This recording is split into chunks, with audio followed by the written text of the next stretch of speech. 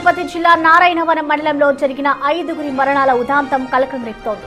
Cement shop యజమాని మోహన్ తన తల్లిని, భార్య హరితను చున్నీతో బిగించి చంపి అనంతరం 2 పిల్లలను రైలు కిందకు నెట్టి తాను కూడా ఆత్మహత్య చేసుకున్నాడు మోహన్.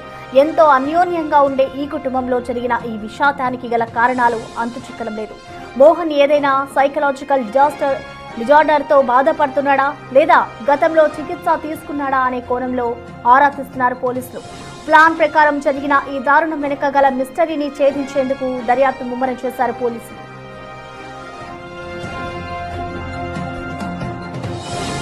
మొదట తల్లిని, భార్యను చున్నీ బిగించి హత్య చేశాడు మోహన్.